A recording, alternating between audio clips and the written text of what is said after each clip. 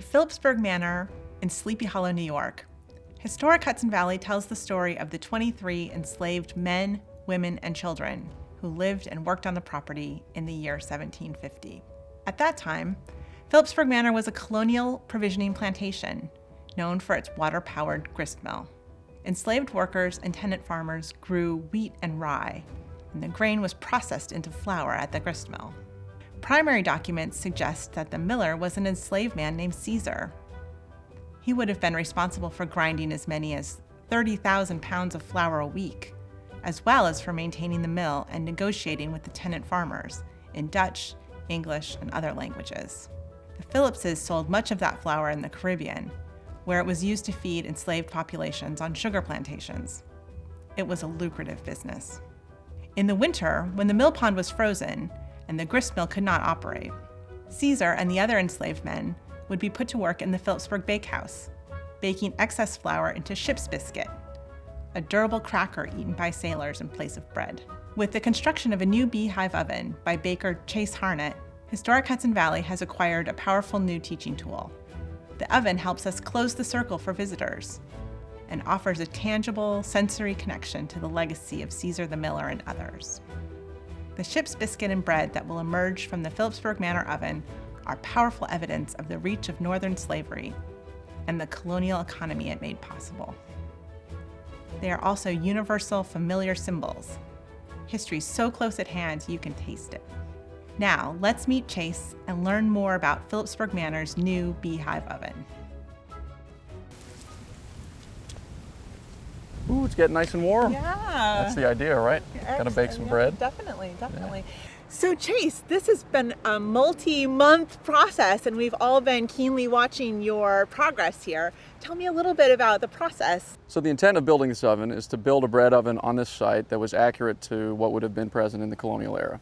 So I thought instead of going to buy modern day bricks and fire brick, we would actually build our own bricks like they might have done back in the day. So what we had to do was go to the history books and find old clay deposit sites where they actually used to harvest bricks to ship down to Manhattan Island to build many of the buildings we see down there today. But by finding those sites, I knew that there was going to be a clay deposit there. So the process is you dig clay out of the ground and you find sand, and in this case it was right off the banks of the Hudson River, and you blend it together, just much like you would actually be making bread.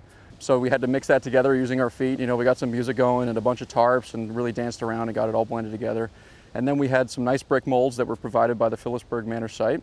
And I was able to slap that clay into the molds and shape them out onto a piece of plywood and let them sun dry. This is all in an effort to start building the actual building blocks to create the dome of the bread oven.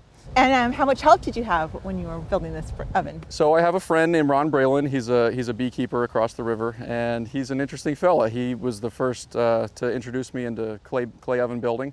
So he's really the wisdom behind it all, and I was sort of the muscle and the brawn in it.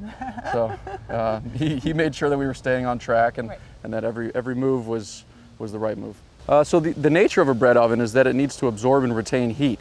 So when you build a fire in the bake chamber, it fires for 7 to 8 hours, right? And the mass of those bricks that I made absorbs the heat. And the idea is then you sweep out the hearth, clean it off, and that's your baking surface for the next several hours. How about the size of this oven compared to other ones that you've built? So our oven has a 40-inch diameter hearth. We wanted to create the biggest hearth possible that's manageable to bake in, something that they would have done in the colonial era to produce as much product as they could. In this case, it's something called ship's biscuit or hardtack. They would utilize the grist that comes out of the grist mill and hydrate it with just a little bit of water. It's a pretty low hydration dough. It's very, very basic dough. It's just flour, water, and sometimes salt if they had it on hand. And they would bake it sometimes 3 times to dry it out to the point that it's extremely shelf stable. So the idea with this is that it was basically considered to be a unit of calories, right? And they would give this out to their crew members on working ships or even for people working on land. But this is just a good way to make sure and keep track of how much food each person's getting on board a ship or in a working crew. So Chase, will you walk us through the steps of how you make these ship's biscuits? Sure, yeah, it's very simple. I already prepared a little bit of dough. As I said, it was just a little easy blend of flour and water and a little bit of salt. So we're going to try to do this in the wind, although it's not in our favor today. You probably won't even need to use all of this dough. So I'm just going to split this in half You can see it's actually developing gluten already because it's been hydrated for a little while.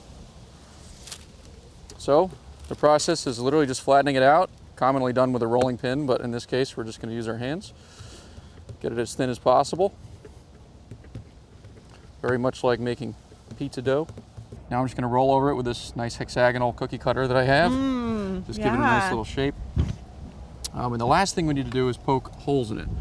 So if you want to just kind of similar to these, just sort of jab it all around. Radiating marks. Exactly. So the idea behind putting the holes in it is that it can steam and release its moisture rather than sort of puffing up like a pita bread. All right, so we're going to slip this in the oven, which we've heated for just a couple hours. Need my glove. Actually, if you want to keep holding that. Sure. So the idea is we're just drying it out. We're not baking it per se.